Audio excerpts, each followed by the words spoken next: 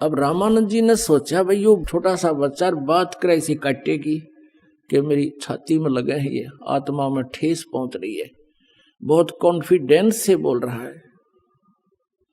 परमात्मा कहते हैं गोता लाऊं स्वर्ग में मैं जा बैठूं पाताले। कबीर साहब कहते हैं, गरीबदास जी उसको बता रहे हैं, गरीबदास ढूंढता फिरूं हूं हीरे माणिक लाल।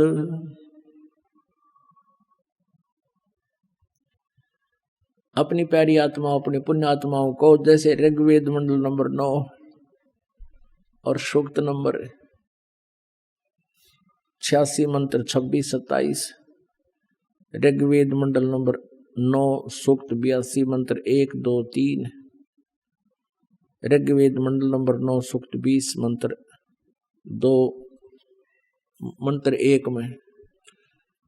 तो पुण्यात्माओं, ये वही वर्णन है जो परमात्मा कैसी लीला करता है कि वो परमात्मा सतलोक से चलकर आता है, एक श्रेष्ठ अच्छी आत्माओं को मिलता है, उनको ज्ञान देता है, ज्ञान से परिपूर्ण करता है, उनको मोक्ष मार्ग बताता है।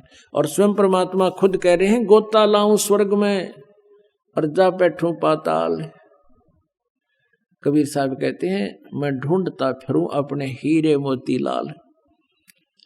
आप जैसे पहले तो सतयुग त्रेता द्वापर में परमात्मा ने अधिक प्रयत्न इसलिए नहीं किया क्योंकि सभी सुखी थे, सभी की समाधियां लगा करती थी, स्वस्थ शरीर थे, क्योंकि पुण्य जब तक चलते हैं प्राणी के तब तक ये यहाँ का नकली सुख महसूस करता रहता है। और जिसको बताना चाहते थे वो सुनना नहीं चाहते थे, सभी कहते थे हमें मौज हो रही है, हमें किसी और भगवान की आवश्यकता नहीं, हमारे तो कृष्ण जी ने या विष्णु जी ने हमारी मौज कर रखी है। अब कलयुग में परमात्मा ने पता था कि कलयुग में इनकी सारा जाड़ा आ लेगा, इनकी सब पुण्य कमाई नष्ट हो जाएंगी और पहले की कमाई इनकी होगी नहीं। और जिन भगवानों को ये मोक्षदायक मानकर इनसे सुख राहत प्राप्ति के लिए पूजाएं भी कर लेंगे, उनसे राहत मिले नहीं, क्योंकि वो दे ही नहीं सकते, वो आपके भाग्य में परिवर्तन नहीं कर सकते। तब परमात्मा ने कहा था कलयुग में फिर मैं पहचान में आ जाऊंगा इनके, क्योंकि इनके पिछले पुण्य होंगे नहीं, बिरान माटी सबकी हो जाएगी। आज कोई परिवार खाली नहीं जिसमें कष्ट ना हो, और 1-8% को शेष बचा हुआ है, उस पर ना जाने कल के बिजली गिर जाए। तो इस परमात्मा की शरण में आने से आपके कष्ट भी दूर होंगे, गारंटीड होंगे। ये सत्कर मान लेना पुण्यात्मा हो। दास का कोई उद्देश्य नहीं, कोई खानदानी पैसा नहीं कि हमारा दादे परदादे भी ये काम करा करते, हमने कोई रोजी रोटी ना मिल रही थी। दास सर्विस करता था, जेई की सर्विस थी, 2 टाइम पर टूक ठीक मिल रहे थे, लेकिन आदेश हो गया परमेश्वर का, गुरुदेव का कि तू ये काम सेवा कर, मजदूरी कर मेरी। दास उसका मजदूर बनकर उनकी प्यारी आत्माओं को संदेश भेज रहा है उनके आदेश अनुसार। तो ये सत्कर मान लेना जो इस दास ने इस मालिक को चुना है। निदास तो पहले कृष्ण पुजारी था, विष्णु पुजारी था, हनुमान पुजारी था, शंकर भगवान का पुजारी था, लेकिन हम उनका अनादर नहीं। ये नहीं सोचो कि हम ब्रह्मा विष्णु महेश को बिल्कुल हे समझते हैं, नहीं।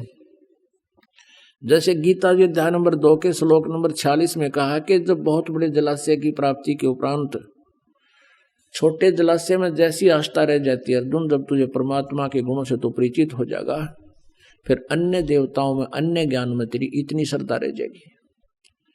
जैसे पहले क्या था कि सारी व्यवस्था मनुष्य की जल के ऊपर जो तालाबों पर आधारित थे, सिंचाई भी उसी से करते थे, पशुपालन भी उसी से करते थे, और स्वयं भी जलपान उसी से करते थे, तालाबों से। और कुछ छोटे तालाब जिसके ऊपर आश्रित पूरा गांव 20-30 घर हुआ करते थे, 30-40 मुश्किल से एक तालाब पर आश्रित रहते थे, उसी से पीते थे, उसी से पशुओं को पानी पिलाते थे, उसी से कुछ सिंचाई कर लेते थे। अब एक वर्ष वर्षा ना होती तो वो सूख जाते थे, सब तड़प जाते थे, वो भाग जाते थे इधर उधर कहीं बड़े जलाशय की खोज में। और उन व्यक्तियों को कोई बहुत बड़ी झील प्राप्त हो जाए जिसमें 10 वर्ष वर्षा ना हो तो भी जल अंत ना हो, समाप्त ना हो, तो फिर उन व्यक्तियों की धारणा उस छोटे जलाशय में जैसी आस्था रह जाएगी उस बड़ी झील की प्राप्ति के बाद। तो उनको वो छोटे तालाब वाला जल व्यर्थ नहीं लगता, वो बुरा नहीं लगता, लेकिन उसकी कैपेसिटी नहीं है जो उनको सदा सुखी कर सके। वो स्वयं नाशवान है। वर्षा होगी तो वो परिपूर्ण हो जाएगा, 1 साल गुजारा हो जाएगा। 1 वर्ष वर्षा ना हुई तो आश्रित भी मरेंगे, वो तो सूखे गया। और उस झील के ऊपर जल वही है, वर्षा का ही जल है, शुद्ध जल है वो, लेकिन उसकी कैपेसिटी पूरी नहीं है, बहुत कम क्षमता का है। ऐसे ही ब्रह्मा विष्णु महेश के जो पावर है या बुरी नहीं है, और परमात्मा की पावर क्या है, तो दरिया है, दरिया गंगा दरिया जैसा समझो, जिसका जल कभी अंत ना हो, नहा भी ले, धो भी ले, नहर भी निकाल ले, सिंचाई भी कर ले, फिर भी खत्म ना हो। तो इस प्रकार हमने इस परमात्मा पर जब आपकी आस्था हो जाएगी, इसका ज्ञान हो जाएगा, फिर ब्रह्मा विष्णु महेश में हमारी फिर वो बुरे नहीं लगते, लेकिन उनकी अक्षमता का पता लग गया हमने। और जिसने 10 वर्ष वर्षा ना हो रहा ऐसा झील मिल जाए, फिर कौन झांकण जाएगा उसके ऊपर।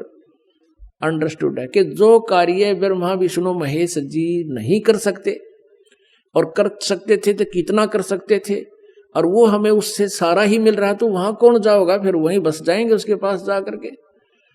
तो ऐसा परमात्मा हमें बताना चाहते हैं। तो कहने का भाव ये है कि वो इस प्रकार इस दास ने इस परमात्मा को खूब पहचाना, और लगभग सन 1994 से आज 2011 आ गया है, 17 वर्ष के करीब हो गए हैं।